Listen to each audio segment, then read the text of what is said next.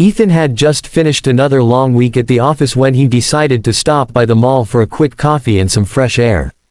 The city was glowing under the golden sunset, and the crowd moved like a gentle tide. As he walked toward the entrance, he noticed a small figure sitting by the stairs. A woman, wrapped in an old shawl, holding a paper cup. Something about her posture, the way her hair fell across her face, made him pause. He didn't know why, but a strange sense of familiarity struck him like a forgotten song suddenly remembered. He walked past her, trying to dismiss the feeling. But then, she lifted her head slightly. For a brief second, their eyes met. His heart skipped. The world around him blurred. Her face was pale, thinner than he remembered, but unmistakable. It was Lily. The girl who once promised him forever and then vanished without a word 3 years ago. Ethan froze, the coffee cup trembling in his hand. He blinked, hoping he was mistaken. But the truth stared right back at him from those tired, hollow eyes. Memories came flooding in. He remembered their nights under city lights, her laughter echoing in the rain, and the note she never left when she disappeared. He had searched everywhere, called her friends, even filed a missing report, but she was gone. Now, she sat before him on the cold pavement, begging for coins from strangers who didn't even glance her way.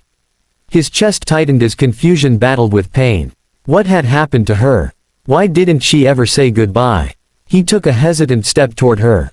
"Lily," he whispered, voice trembling. Her eyes widened slightly, but she looked away as if ashamed. "I don't know you," she murmured. The words pierced him deeper than he expected. He kneeled down beside her, ignoring the stares of passers-by. "It's me, Ethan," he said softly. Her lips quivered. A tear rolled down her cheek, leaving a clean line through the dirt on her face. "Please, go," she whispered, clutching her shawl tighter, trembling in the cold evening air. Ethan refused to leave. He reached into his jacket and placed a few bills into her cup. But Lily pushed it back, shaking her head. "I'm not here for pity," she said, voice barely audible. "Then tell me what happened," he pleaded.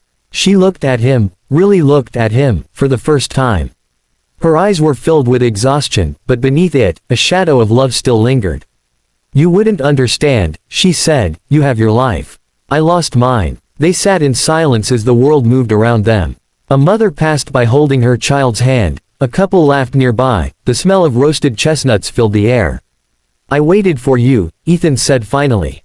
"Every day. I thought you stopped loving me." Lily smiled faintly, bitterly. "I left because I loved you," she said. "I didn't want you to see me fall apart." Her voice cracked, and she turned away, hiding her tears. "My father died, I lost my job, and then, the debts came. I ran from everyone." Ethan felt his throat tighten. "You could have told me," he said, almost pleading. She shook her head. "I couldn't. I didn't want to drag you into my darkness." Her hands were shaking now. "After I left, everything went worse. I lost my home. I tried to survive, but I didn't have anyone left." Ethan wanted to reach out, but fear held him back. The distance between them wasn't just physical, it was made of broken promises and untold pain. A security guard began shouting for the beggars to leave the area. Lily scrambled to her feet, clutching her worn bag. Ethan stood quickly. "Wait," he said, grabbing her arm gently.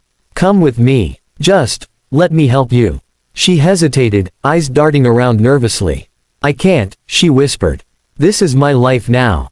But Ethan's eyes, full of warmth and desperation, made her pause. "It doesn't have to be," he said. "Not anymore." Lily trembled. For a moment, she wanted to believe him, but years of suffering had taught her not to hope.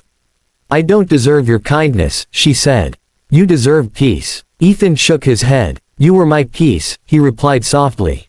"And I lost it the day you left." His words broke through the walls she had built.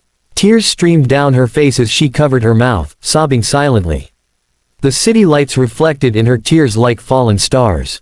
Without another word, Ethan took off his coat and wrapped it around her shoulders. She tried to protest, but he smiled gently. "Please, let me take you somewhere warm." Lily nodded weakly, too tired to fight anymore. They walked together through the crowd, two souls once torn apart now moving side by side again, uncertain but connected by something that time and pain hadn't destroyed, love. They sat in his car, silence filling the air. Ethan handed her a bottle of water. "You can stay at my place for tonight," he said. "No questions." Just rest. Lily hesitated, but finally whispered, "Thank you." She stared out the window, watching the streets blur past. "I used to dream about finding you again," she said quietly. "But never like this." Ethan glanced at her, eyes soft. "Dreams have strange ways of coming true," he said. "Sometimes they start with second chances." That night, he made her soup, found her clean clothes, and let her sleep in his guest room. When he checked on her later, she was sitting by the window, looking at the moon. "I don't know how to live anymore," she whispered. "Then let me help you remember," he said.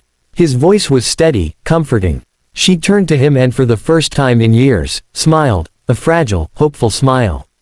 Days turned into weeks. Lily slowly began to heal. She found a small job at a cafe, started eating properly, and even laughed again. Ethan never pushed her to explain more, he just stayed by her side. One evening, she said softly, "You saved me." He shook his head. "You saved yourself. I just reminded you that you still matter." Her eyes filled with tears, but this time, they were tears of gratitude. Months later, they visited the same mall again. The same place where fate had brought them back together.